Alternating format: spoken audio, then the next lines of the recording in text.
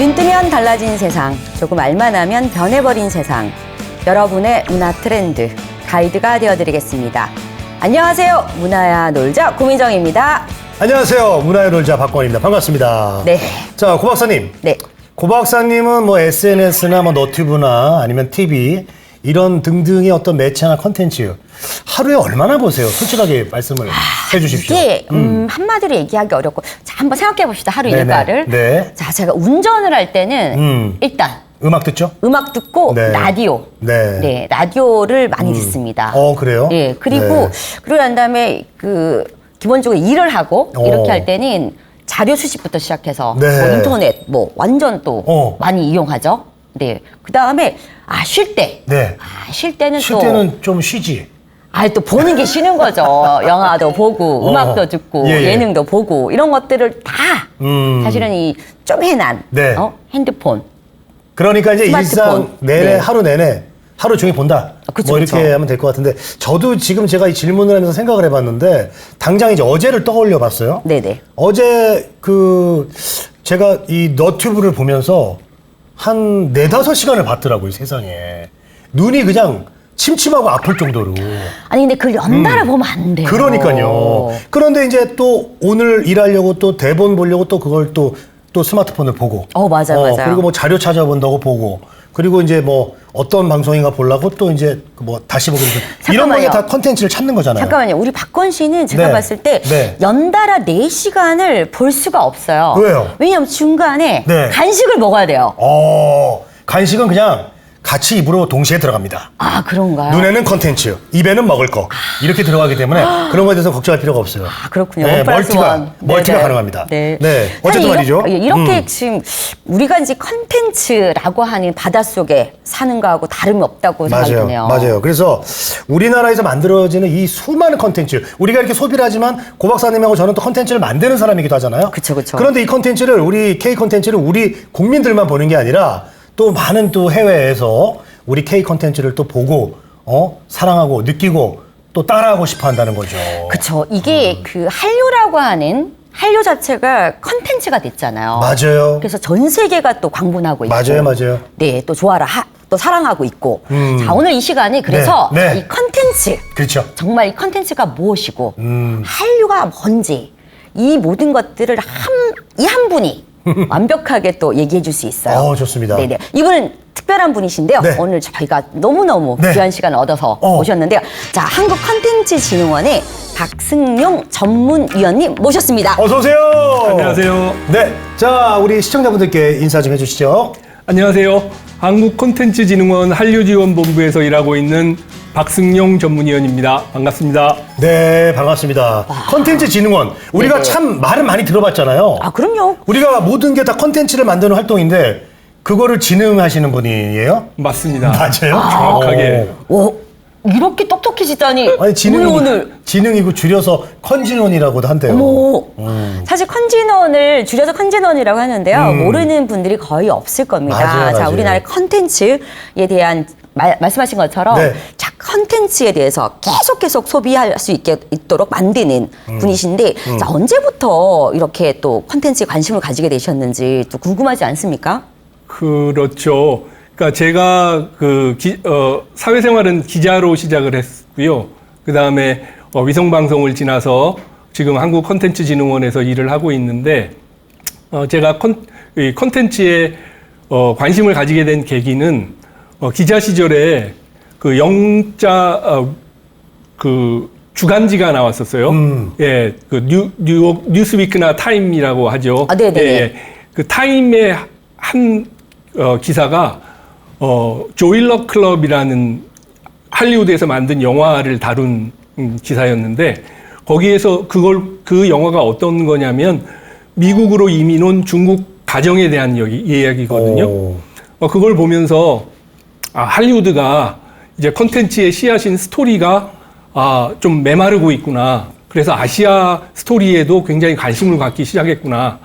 이렇다라면 아시아 스토리도 아시아 콘텐츠도 세계 시장에서 인기를 끌 수 있겠다, 사람들의 관심을 끌 수 있겠다라고 하면서 콘텐츠에 관심을 갖게 됐죠. 그러고 보면은 이제 우리 저 컨진원에 계시니까 컨텐츠의 흐름에 대해서 가장 잘 알고 계실 거 아니에요. 아, 그렇죠. 우리 연구위원님께서. 네네네. 그런데 사실 컨텐츠라는 게 예전부터 있었어요. 그러나 이게 디지털화 되면서 우리가 그 컨텐츠를 보는 게 더 쉬워지고 더 편해지고 그 영향력이 더 커졌단 말이에요. 맞아요. 자, 그렇다면은 우리가 이 디지털 컨텐츠 덕분에 예전 것들도 즐길 수 있고 세계에 알릴 수 있지 않습니까? 그렇죠. 그런데 이 네. 한류라는 거는 언제부터 이런 움직임이 좀 있었던 거죠?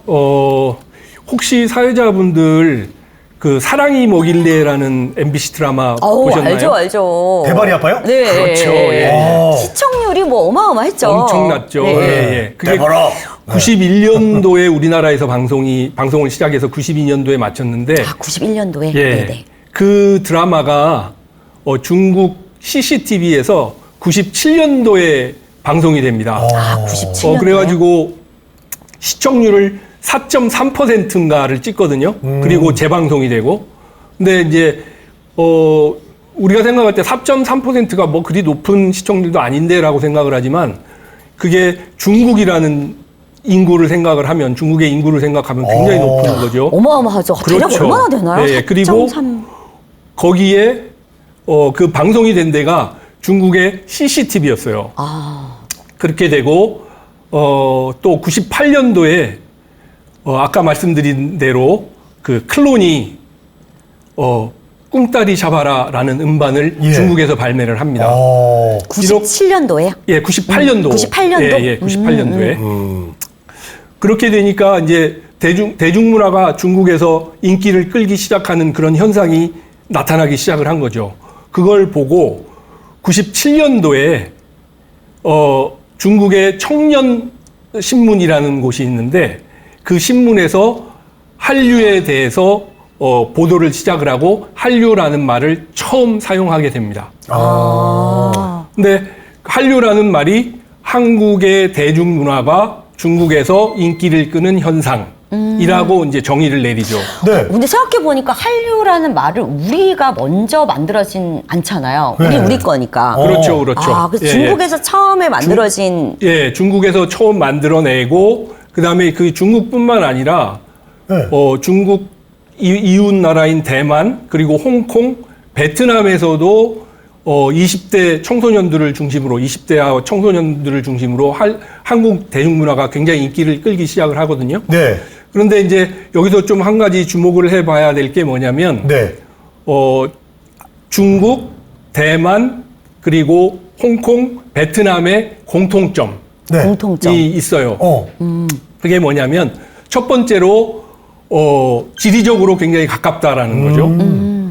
그리고 두 번째로는 뭐냐면 문화적 유사성인데 첫째로 다 한자 문화권에 속해요. 한자를 예전에는 썼던 그런 곳이고 지금도 쓰고 있거나 그리고 두 번째로는 불교나 유교 같은 종교적인 유사성이 있고 세 번째로 대가족 중심으로 사회가 구성이 되어 있었다라는 점이 공통점이죠. 이런 것들이 한류의 기반이 됩니다. 근데 사실 얘기 듣고 보니까 예. 그냥 사랑이 뭐길래 대발이 아빠 뭐 이렇게 해가지고 인기가 그렇게 많았다고 하니까 되게 반갑고 기분 좋긴 한데 왜 그랬을까 이런 생각은 별로 안 해봤는데 이 네. 대가족 문화가 또 있었네요. 그렇죠. 예.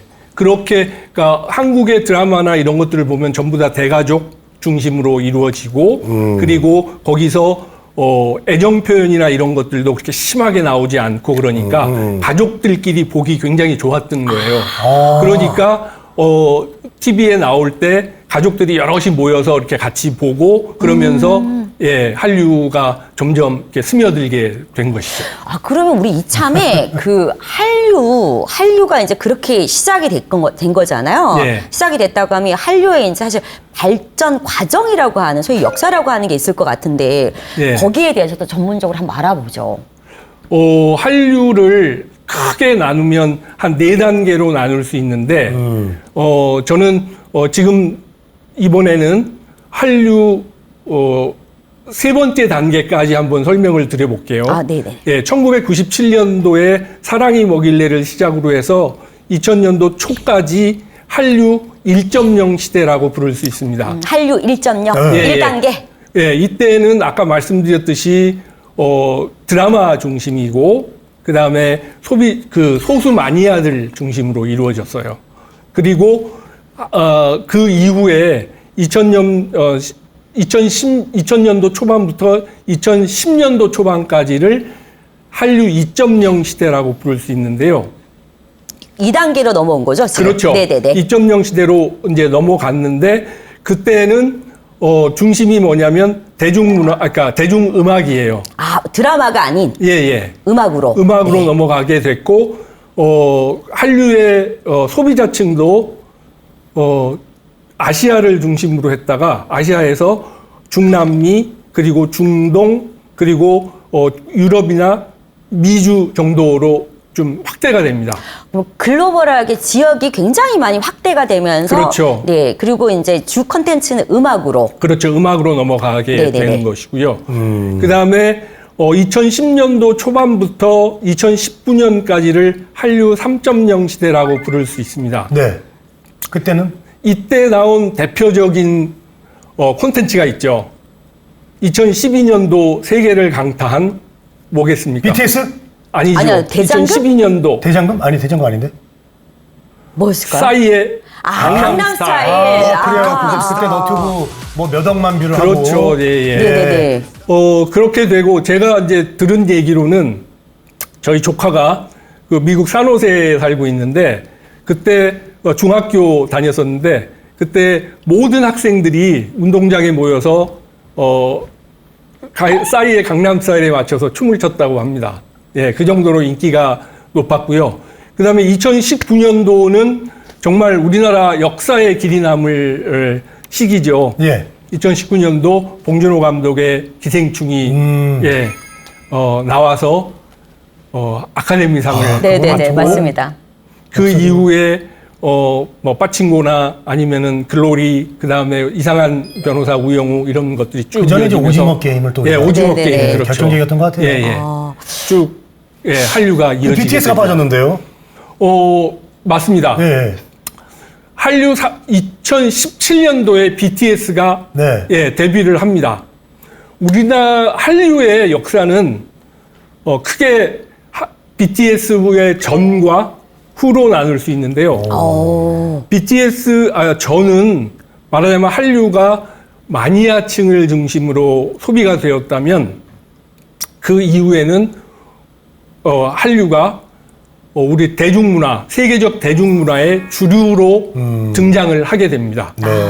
정말 BTS는 그런 의미에서 한류에 큰 일을 했다라고 할 수 있죠. 그 소위 말해서 BTS 아까 말씀하신 것처럼 비포 애프터 딱 그 중심에 BTS가 있는데 그 애프터 부분은 BTS가 이 한국 문화 K 컨텐츠 자체를 전 세계 메인 메인스트림으로 이제 올려놓은 이끌어놓은 장본인이다. 그렇죠. 이런 말씀인 거죠. 근데 저는 사실 그거를 하기 위해서 그 선배 싸이의 역할이 좀 컸다고 봐요. 그렇죠. 예.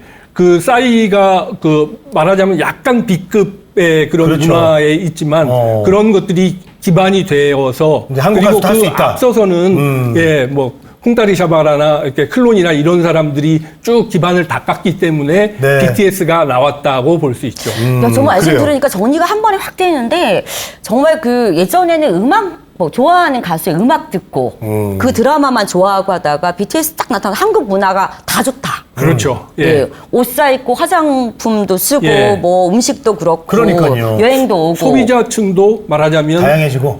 세계 시민이라고 보면 되겠죠. 네. 근데 가수하고 이제 어떤 그런 컨텐츠, 즉 이제 뭐 이렇게 보여지는 영상 쪽에서 시작된 것들이 결국은 방금 얘기하셨던 뭐 K 화장품, K 뷰티, 그다음에 이제 뭐 K 요즘은 방산 그리고 크게 펼치자면 요즘 또 미국이나 이런 데서 한국 음식 김밥이 그렇게 유행이라고 하지 않습니까? K 푸드까지. K 푸드까지 네네네. 모든 게 다 K가 붙으면 그냥 뭐 K가 브랜드가 되었습니다. 심지어 K 엄마, K 아빠도 있더라고요.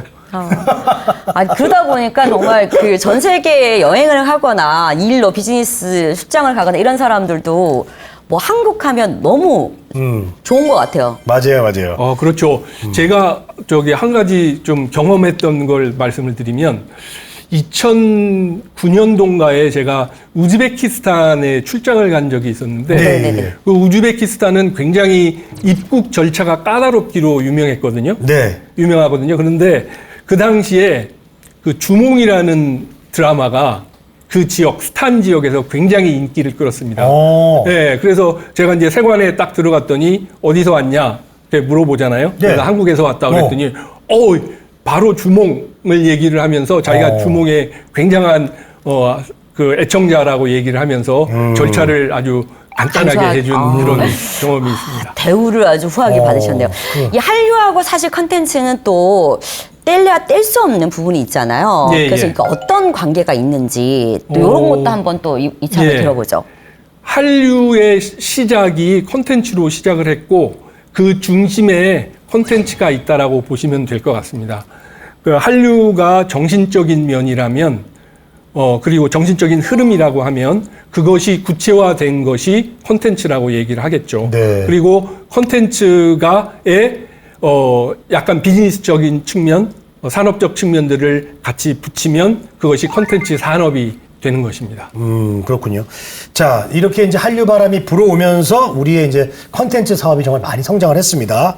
우리나라의 컨텐츠 산업은 지금 한 어느 정도까지 왔다고 좀 봐야 될까요? 그 한국의 컨텐츠 산업에 대해서 좀 알아보기 전에 미리 이제 그 앞서서 세계 컨텐츠 산업의 이제 그 규모를 네. 좀 알아보는 게 좋겠죠? 네네네. 예. 제가 이제 자료를 좀 준비를 해갖고 네네네. 왔는데 자료 가지고 전문적입니다, 전문적. 예. 그걸 보면서 좀 네네. 설명을 좀 드리도록 하겠습니다. 보통 이제 자막이 나가야 되는데 네. 자체적으로 이제 예. 준비를 해오셨습니다. 2022년 기준입니다. 예. 세계 콘텐츠 시장의 규모는 약 2.7조 달러에 달합니다. 달러. 예, 2.7조 달러. 거기에 1, 2, 3위를 누가 차지를 하고 있을까요? 1, 2, 3. 1위는 누굴까요? BTS? 아니. 콘텐츠 산업. 산업. 나라. 음악? 아니, 전체 아니, 나라. 나라로. 치면. 나라로 한다면 미국 그래도 미국이죠. 그래도 미국인 것 워낙, 같아요. 예, 그리고 크니까. 2위는 중국, 3위는 일본입니다. 일본이군요. 역시 그 콘텐츠 산업이 발달한 나라들이 뭐 경제적으로 강국이죠. 그렇죠. 예. 그리고 한국은 몇이죠? 753억 달러로 네. 세계 7위입니다. 7위. 7위. 예. 이게 결국은 나라의 강국의 지표예요. 우리나라 요만한 땅덩어리에서 전 세계랑 7위라고 비교해서 하면 7위면 상당한 거죠. 네네. 그런데 그게 경제력이에요. 좀 더 높여야죠. 저는 조만간 네. 5위까지 올라갈 수 있을 거라 믿어 의심치 5위요? 않습니다. 다른 예. 나라들도 가만히 안 있을 텐데요. 물론 여러 나라들이 콘텐츠 산업이 미래의 먹거리라는 것을 로 생각을 하고 굉장히 투자도 많이 하고 그러는데 우리나라의 저력은 뭐 그에 못지않지 않습니다. 야, 예. 진짜 세계 5손가락 안에 든다는 건데. 그리고 이제 우리나라 콘텐츠 산업에 대해서 좀 알아보면 네. 2022년도 매출액이 2021년도보다 5% 늘어난 144.4조 원. 수출액은 전년에 124.5억 달러보다 9% 늘어난 135.8억 달러를 기록했습니다. 그리고 약 61만 명을 고용하고 있고요. 61만 예. 명을요? 네. 예, 그렇습니다. 그러면 이 말씀하신 것처럼 이 컨텐츠 산업이 어마어마한데 앞으로도 이 컨텐츠 산업이 이 한류의 미래가 될 수 예. 있을까요? 콘텐츠 산업이라는 것은 기술의 발전에 따라서 처음에는 대중미디어 콘텐츠 시대로 시작을 해서 그 다음에 인터넷 기반의 콘텐츠 시대 그리고 실감 지능형 콘텐츠 시대로 발전을 해왔어요. 네. 그리고 거스를 수 없는 세계화의 흐름에 따라서 우리가 만든 콘텐츠를 세계 시장에 유통할 수 있게 됐고 소비할 수 있게끔 됐죠. 그리고 BTS가 2020년 8월에 싱글 앨범을 발표를 하죠. 다이너마이트를 발표를 해서 네. 드디어 미국 시장에서 1위를 차지합니다. 네네. 예. 그 경제적 파급 효과는 정말 엄청나다라고 얘기를 할 수가 있죠. 그런 상황에서 우리나라 사람들이 가지고 있는 이 끼를 이 시대적 흐름 거기에 맞춰서 어떤 콘텐츠를 만들어내느냐, 그리고 이것을 가지고 어떻게 세계 시민들에게, 세계 소비자들에게 감동과 재미를 주느냐에 우리 콘텐츠 산업의 한류의 미래가 달렸다라고 보면 될 것 같습니다. 아니 근데 진짜 저는 궁금한 게 그 전 세계적으로 봤을 때 그 정말 유구한 역사를 자랑하고 그 문화가 좀 뛰어난 나라들이 많은데 우리 문화 콘텐츠를 왜 이렇게 외국 사람들이 좋아할까요? 그쵸. 그게 제일 완전 제일 궁금한 얘기죠. 네. 그거에 대해서 많은 분들이, 많은 사회학자들 그리고 인류학자들이 연구를 많이 하셨어요. 예. 그런데 어렵지만 이제 연구한 결과를 제가 이제 간단하게 설명을 드리면, 예. 우리나라 고구려 고분 벽화 중에 무용총이라는 것이 있습니다. 무용총 알죠? 예, 예. 거기 왜 무용총이라는 이름이 붙었냐면 거기에 춤추는 무용하는 그림이 그려져 있기 때문에 무용총이라는 이름이 네네네. 붙었어요. 그러니까 그 옛날부터 우리나라 사람들은 춤추는 걸 좋아했다는 말이겠죠. 그리고 송나라 시대 때 역사서가 있는데요. 거기에 그 동이열전이라는 곳이 있는데, 그 동이라는 것이 중국 사람들이 옛날에 우리나라를 부를 때 동이족이라고 불렀잖아요. 거기에 보면, 그러니까 후한서라는 역사서인데, 거기에 보면 서문에 우리나라 사람들이 음주 가무를 좋아한다. 예. 풍류. 우리나라 사람들 회식하면 지금은 모르겠습니다만 네. 노래방 가야죠. 그렇죠. 예. 그리고 또 고구려 조에 보면 남녀가 때를 지어 노래 부르기를 좋아한다. 네. 남녀가 때를 지어 노래 부르기를 좋아한다. 네. 우리나라 떼창은 세계적인 아티스트들 사이에 아주 굉장히 유명하죠. 예. 우리나라에 공연하러 오면 노래를 부를 때 관중들이 다 떼창을 부르기 때문에 그것 때문에 우리나라에 공연을 하러 온다는 가수들도 있습니다. 맞아요. 왜냐하면 예. 공연한 예. 입장에서는 완전 신나죠. 예, 예. 예. 그렇게 우리나라 사람들의 이 DNA 속에는 그런 끼가 숨어 있는 것 같아요. 그 끼가 바로 지금 우리나라 콘텐츠 산업 그리고 콘텐츠 산업 그리고 한류 발전에 아주 씨앗이라고 이렇게 많은 분들이 많은 학자들이 그렇게 얘기를 하고 그러니까 있습니다. 우리가 저 스페인에 가면 이제 뭐 플라멩고가 있고, 예, 예. 쿠바에 가면 탱고가 있고 말이죠. 그렇죠. 뭐 이제 페루에 가면 또 이제 바람의 악기, 전통음악 이런 게 있는데 그런 거 많이 봤단 말이에요. 그런데 우리 그 젊은 친구들이 그냥 한치의 오차도 없이 그냥 탁탁탁 춤을 딱딱 맞추는 게 외국인들 눈에는 좀 그게 신기하게 보이지 않았나. 그렇죠. 예, 그런 것도 예. 있는 것 같아요. 맞아요. 그 시스템, 그러니까 우리나라 아이돌들을 길러내는 그 시스템이 뭐 그 어두운 측면도 있고 뭐 그렇긴 하지만 그 시스템은 굉장히 효율적이고 그래서 해외에서도 많은 관심을 가지고 네. 연구를 하고 있죠.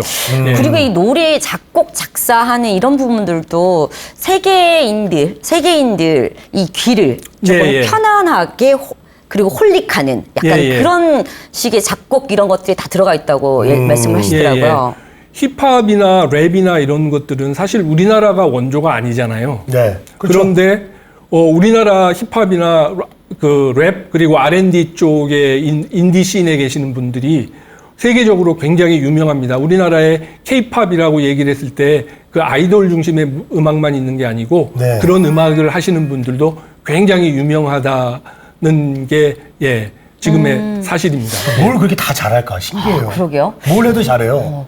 한국인들이. 근데 이렇게 좋은 것만 과연 있을까 또 이런 생각이 들거든요. 네. 한류가 그래요. 이렇게 세계적으로 인기를 끌고 사랑을 받고 예, 예. 이 컨텐츠 산업의 중심이 되어 있는데 그러나 자 부정적인 이 영향 이 면은 또 없을까? 네. 한류의 이런 어두운 걱정은 면? 네네네. 네.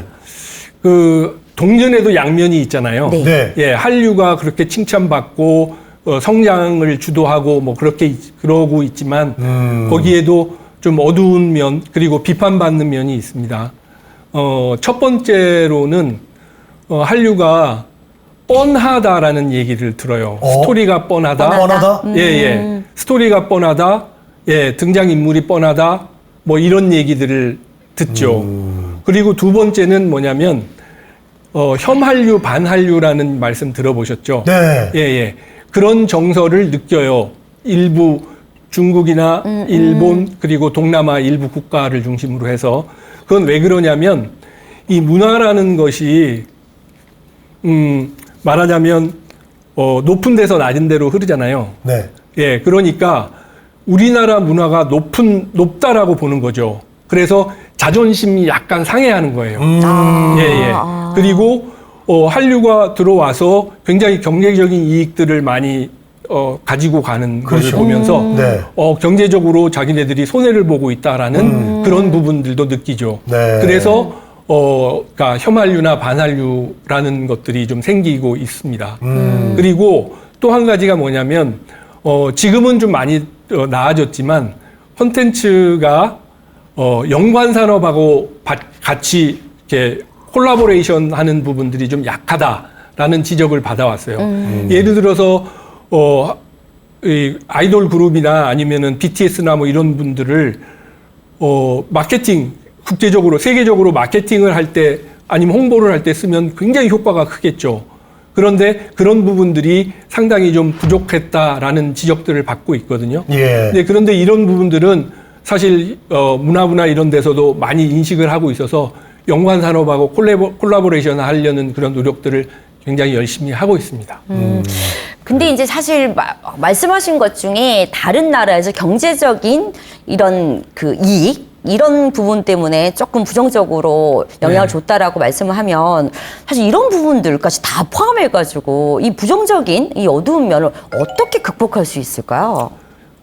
아까 이제 제가 처음으로 지적한 게 이제 뻔하다. 예, 한류 뻔한 거 아니야? 뭐 스토리가 뻔한 거 아니야? 뭐 이런 얘기들을 하는데 다행히도 우리에게는 웹툰이 있습니다. 웹툰. 네. 스토리죠. 그러니까 스토리가 콘텐츠의 씨앗인데 너무도 다양한 웹툰들이 나오고 웹소설들이 나오면서 그 많은 우리나라 지금 인기를 끌고 있는 콘텐츠 드라마나 영화들이 다 웹툰을 기반으로 해서 저희가 됐잖아요. 많더라고요. 예, 이상한 변호사 우영우를 네네, 비롯해서 오징어 게임도 그렇고. 예, 오징어 게임도 뭐 지옥도 그렇고. 그렇다고 하네요. 예.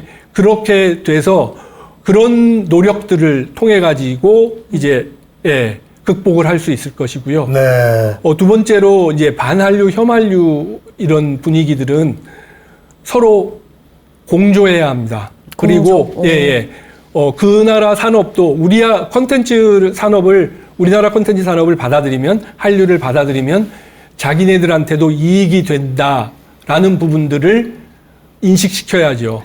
그렇게 하기 위한 방법들은 뭐냐면 우리나라의 그 한류 시스템들을 그쪽에다가 좀 이식시켜서 그쪽 콘텐츠 산업이 발전할 수 있도록 도와주는 그런 것들이 필요할 것 같고요. 공동 제작을 같이 하는 것들도 한 가지 방법이라고 생각을 합니다. 이런 점에서 저희들이 좀 생각을 해야 될 부분이 뭐냐면 예전에는 메이드 인 코리아가 중요했어요. 그런데 이제 한국에서 만들어지지 않더라도 디자인드 바이 코리아 한국이 디자인하고 만드는 거는 해외에서 한다고 하더라도 그거를 한류로 바라보는 그런 시각들이 좀 필요하다라는 것입니다. 제조 제작은 OEM으로 해도 되는데 디자인 바이 코리아 이게 제일 중요하다. 한류를 확산시키고 지속 성장하게 할 수 있는 그런 방법이라고 생각합니다. OEM까지 나왔어요. 네. 아니 근데 사실 사실 한류 그 우리 K-팝 그룹도 우리 한국 사람이 없는 K-팝 그룹이 있어요. 그렇죠. 맞아요. 그렇게 보면 될 것 같고. 그것이 그런 흐름의 한 면이죠. 그리고 뭐 혐한 있고 이런 거는 제가 볼 때는 부러워서 그런 거예요. 그리고 이게 그렇게 그분들도 그렇게 마음을 먹으면 안 됩니다. 왜냐하면 중국 영화, 중국 무술 영화, 영웅모색 이런 거 어마어마했습니다 한때. 그때 우리가 얼마나 열광했습니까? 그거를 기억하셔야죠. 그리고 우리가 또 일본 문화 한때 또 빠져서 일본 여행도 많이 가고 일본 그때 막 그 음악도 몰래 들여오고 막 엄청났거든요. 맞아요. 이제 우리 순서가 온 건데 그거를 마음 넓게 봐줘야지. 본인들도 다 그렇게 했으면서 그 일본 그 중국 관계자 여러분 그러지 마세요.